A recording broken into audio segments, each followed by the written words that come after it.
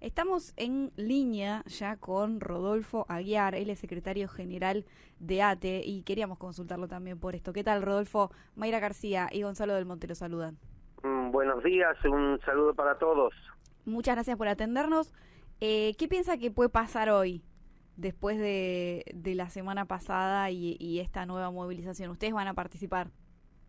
Nuestros viejos y nuestros niños es lo más sagrado que tenemos como sociedad, los tenemos que cuidar, tenemos que apoyarlos, tenemos que respaldar en este caso las urgentes y desesperantes demandas que tienen los jubilados en la Argentina. Yo escuché hablar ayer, incluso en notas conmigo, colegas suyos, de violencia. La verdadera violencia es que se estén muriendo de hambre los jubilados porque tienen haberes previsionales que se ubican por debajo de la indigencia, o enfermos porque les quitaron todos sus medicamentos. Desde ATE retiro al mediodía de todos los sectores laborales con cese de tareas para marchar al Congreso, aunque empieza a surgir alguna idea de que tal vez cambie el lugar de movilización a partir de este dispositivo de seguridad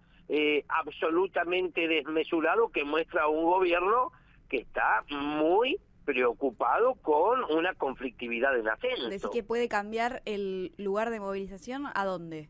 Bueno, yo no lo descarto ni quiero ser el primero en convocar a otro lugar. Yo creo que con el correr de las horas y de aquí hasta pasado el mediodía seguirá siendo parte del debate. No sé si están dadas las condiciones para marchar al Congreso. Yo creo que en todo ese cerco que ha hecho el gobierno se trata de una zona liberada donde se han suspendido las garantías constitucionales. Lo que pasó el último miércoles es muy grave, más de 300 heridos, algunos de ellos todavía peleando para salvar su vida, detenciones ilegales. Lo único que ha hecho Bullrich cada vez que le tocó ocupar un cargo público, ocupar una función pública, es acumular muertos. Tiene que renunciar, tiene que irse. Rodolfo, ¿está en contacto con otros dirigentes y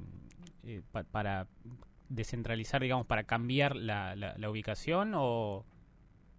No, estamos en contacto permanente, pero bueno, empiezan a surgir algunas ideas a las que seguramente habrá que ir dándole forma a lo largo de la mañana. De todas maneras, no nos podemos olvidar que aquí no hay una única organización convocante, son numerosas.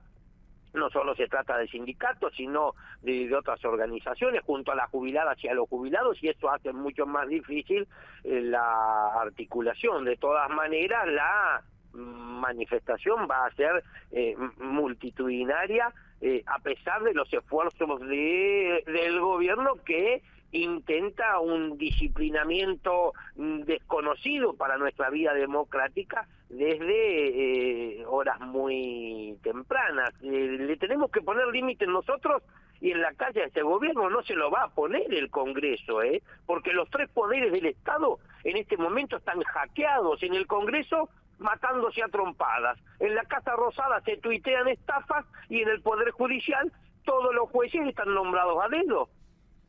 Rodolfo, usted fue uno de los más combativos siempre, no sé si más combativo, pero siempre con una postura más férrea contra el gobierno de Javier Milei desde el inicio de la gestión. Finalmente, en estos últimos días, la CGT anunció un paro para las próximas semanas, para abril, antes del 10 de abril. Bueno, ¿cómo lo tomó después de meses de, no sé si inacción, pero sí silencio? Yo lo que digo es que hayan tenido que convocar las hinchadas de fútbol, puso en evidencia una buena parte del sindicalismo que estaba durmiendo la siesta. Parecían osos hibernando, la siesta más larga del mundo. Ahora, la crítica no es a la CGT en tanto organización, porque todas las organizaciones nacen con un fin noble. Los cuestionamientos son a algunos dirigentes, a aquellos que se muestran dialoguistas y defienden el diálogo, y los cafés de la Casa Rosada pero pasó más de un año y no nos muestran a cambio de qué se está dialogando, porque no se anunció una sola mejora, un solo beneficio concreto para las trabajadoras, los trabajadores. Es más, por el contrario, avanza una reforma laboral que aniquila todos los derechos. Ese es el debate. Por supuesto que convocada la huelga de las centrales obreras, nosotros formamos parte de la CTA Autónoma, si bien ATE va a parar el 27 de marzo, porque vuelven a vencer 70.000 contratos en el Estado y Sturzenegger quiere seguir despidiendo gente, vamos a parar antes nosotros el 27, pero también, por supuesto, seremos parte de las medidas de fuerza que se convoquen los primeros días de abril.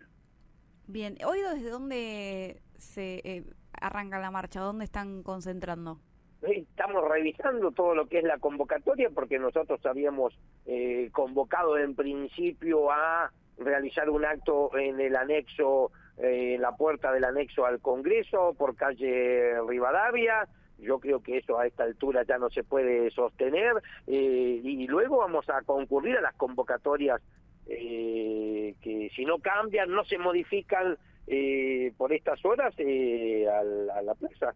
Claro, sí, la plaza hoy por hoy ya está vallado todo, es muy difícil acceder en auto ni hablar, y caminando también hay partes que ya está cortado y no se puede pasar. Por eso está como... O se tiende a pensar que eso va a ser más intenso en las próximas horas, como que no van a dejar pasar por ningún lado. Mire, términos de guerra, ¿no? Son los términos del gobierno, del presidente Milei, que habló de infiltrados en las filas enemigas o algo así como un topo. Entonces, bajo esos términos yo digo, estamos en una guerra. Y hoy libramos de esa guerra dos batallas. Una afuera del Congreso, contra la policía violenta, desbocada y drogada, porque había algunos el miércoles pasado que estaban más duros que una estatua, y drogada de Bullrich, afuera. Y la otra batalla dentro del Congreso para evitar que sigan entregando nuestro país, que sigan lesionando de manera grave nuestra soberanía, firmando un nuevo entendimiento con el Fondo Monetario Internacional, que por otro lado no hace otra cosa que mostrar el fracaso rotundo del programa económico del gobierno, programa del que se han beneficiado, escúcheme, porque de todas y todos los que nos están escuchando, por supuesto habrá algún desclasado que se cree rico, pero no se benefició ninguno, Perdieron todos con Milei, no solo los estatales, mire, comerciantes, pequeños y medianos empresarios, productores, las economías regionales están siendo devastadas. Las únicas que crecieron y se beneficiaron con Milei son los tres sectores que demandan solo el 4% de los puestos de trabajo en la Argentina, que es intermediación financiera, petróleo y energía, mientras que el comercio, la industria y la construcción, que son las actividades económicas de mayor demanda de empleo, han sido las más castigadas. Fracasa este gobierno, está atado con alambre, pasa su peor momento, no le demos tregua. Y en este contexto que vos planteás, Rodolfo, ¿pensás que ahí hay que seguir presionando en la calle con el paro de la CGT, la oposición en el Congreso tiene que seguir presionando al gobierno porque está como en un momento que sería como lo más complicado que atravesó hasta ahora? Tenemos que construir la derrota de Milei en las calles, porque esas categorías que parecían que lograban consenso, es decir, tenemos un presidente disruptivo, tenemos un presidente que, además de ser simpático, es honesto porque dice lo que piensa, esas categorías ya no tienen la fuerza que tenían. Y entonces la sociedad empezó a tomar conciencia que es mentira, que el tipo no es disruptivo, que el tipo es autoritario, que el que está dentro de la Casa Rosada no es honesto, sino que es un delincuente, como quedó probado.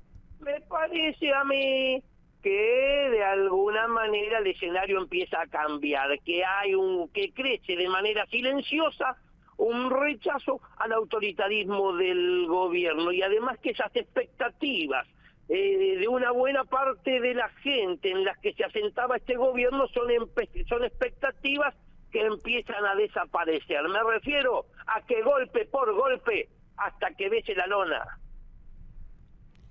Está muy enojado, Rodolfo. No, yo nunca me enojo. Mira, ayer lo vi a Leuco, ahí tengo preparando una respuesta que me cree, no sé, debo ser uno de los pocos que no conoce Venezuela, pero dice que soy el representante de Maduro y el chavismo en la Argentina, y además dijo, tiene la cara de acero. No estoy enojado, yo lo que tengo de acero son mis convicciones, lo que tengo de acero es el coraje junto a mis compañeras y compañeros estatales para no dejarnos pisotear por este gobierno que vino por nosotros. Bueno, nosotros vamos a ir por ellos.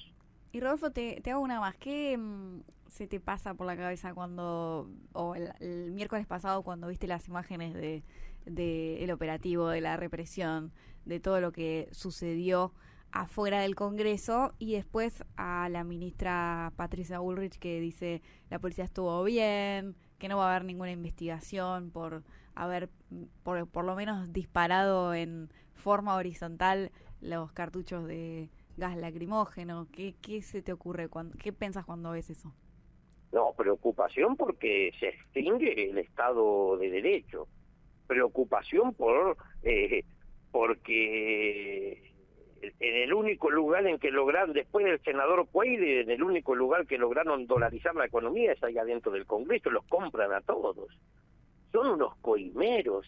Preocupación porque no está funcionando la división de poderes, porque ese contralor que tiene que existir cruzado entre los poderes hoy no existe en la Argentina, pero no resignación porque la resignación nunca hizo historia. Me parece que, como ocurrió otras veces, tiene que ser el pueblo el que logre ponerle límites institucionales a este gobierno. Por supuesto, sí, tengo la idea de que le empezaron a entrar las balas. Yo lo siento, no soy un analista de nada, pero me parece que hay crisis de representación evidente en el gobierno. Por supuesto que también tenemos que aceptar que hay crisis de alternativa. Es decir, a eso le iba a preguntar, Rodolfo. ¿Cómo este año las elecciones legislativas van a ser clave para el gobierno? Porque prácticamente es todo ganancia para el gobierno de Milei.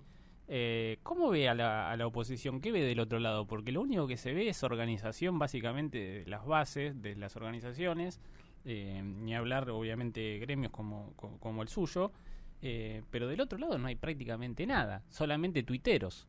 Bueno, yo creo que las elecciones de medio término van a ser una buena oportunidad para que comiencen a alumbrarse los nuevos liderazgos, tal vez. Por supuesto que lo que pierde Milei por ahora no acumula en un lugar determinado, y ese es el principal desafío que existe. Siempre el reclamo, el planteo es dentro de la democracia. Yo creo que el pueblo ya conoce y está rechazando con claridad cuáles son las ideas de Milei. El programa de este gobierno el pueblo lo conoció y lo conoce. Ahora, lo que no conoce todavía es cuál es el programa alternativo. Creo que tenemos que empezar a hablar menos de ellos y más de nosotros, que tenemos que además dejar de monopolizar el uso de la palabra y devolvérsela a la gente, escuchar más. Mire lo que ocurre, pero venimos muy retrasados, porque en Uruguay tuve la oportunidad de conversar con algunos dirigentes de allá. ¿Y qué ocurrió? Rápidamente, después que se había perdido, salieron a recorrer todo el país solo a escuchar cuáles eran los cuestionamientos, las críticas, y tratar de recogerlas para elaborar el programa. Volvieron en una segunda recorrida, fueron a exponer el programa que tenían y a ver si necesitaban correcciones, pero hacerlo junto a la gente, y la tercera fue la campaña, y lograron recuperar el gobierno. Ahí está Lula, que está llegando también al equilibrio fiscal, como quieren acá. Ahora, el equilibrio fiscal de Lula es por el camino completamente inverso al de acá, o sea que tenemos que apurarnos. Esa sería la síntesis. Bien, y te hago una más, Rodolfo. Hace algunas semanas habías estado con el Papa. ¿Le pudiste contar algo? Eso fue antes de que estuviera internado, pero unos días antes. Sí, no, la verdad que fue impactante. Yo creo que el Papa funcionó como un escudo para los estatales. El Papa sabía muy bien a quién estaba recibiendo. Recibía a uno de los sindicatos que mayormente confronta con el presidente Milei, y alentó la lucha de los estatales. Compartió nuestro análisis sobre el escenario político, económico y social que hacíamos, incluso con una anécdota, diciendo que había hablado con su hermana, que estaba acá en la Argentina, y que le había contado hace una semana que el costo de los medicamentos que ella necesitaba se había triplicado solamente en un mes. Y además nos dijo que recibió al presidente, que lo escuchó teorizar de economía durante una hora. Dijo, es un teórico con un programa neoliberal que está en desuso en el mundo. Yo le hablé de los pobres, pero esta gente no escucha. Sí. Por ahí más o menos pasó la reunión. ¿El Papa le dijo eso, que la gente, o sea, que estos no escuchan? Con esas palabras, que espero en algún día bueno, no desmienta, ¿no? Me imagino que se lo habrá dicho también a Sandra Petovelo, porque también la recibió. Sí, no nos contó en ese momento, pero imagino que sí. Así como nosotros fuimos a decirle al Papa que adelante su viaje a la Argentina, porque acá hay un pueblo sufriente al que están haciendo sufrir de manera deliberada, y le dijimos que rece por Milei para ver si lo puede hacer una mejor persona. El Papa también nos dijo todo lo que él consideraba que tenía que decirnos. Me dio una enseñanza de vida, ¿no? Que yo lo tenía enfrente, se lo notaba, era notoria su afectación por la bronquitis en ese momento, se agitaba, le costaba hablar, y yo digo, pensar que Vicen es una de las personas más poderosas del mundo y no tiene la libertad capaz de decidir hacer reposo para poder curarse. Tal es así que después de ahí empeoró y terminó internado, y me quedó la sensación que, salvando las distancias, Papa, presidente, gobernador, intendente o humilde secretario general de un sindicato nacional, a veces el ejercicio del poder te acelera el camino a la muerte. Por eso yo todos los viernes voy a terapia y trato de curarme. Muy bien, Rodolfo. Bien, Rodolfo, muchas gracias por la comunicación. Nosotros los agradecidos estaremos siempre, atentos nosotros. a lo que luego. sucede hoy. Gracias. Estábamos hablando con el secretario general de ATE, Rodolfo Aguiar.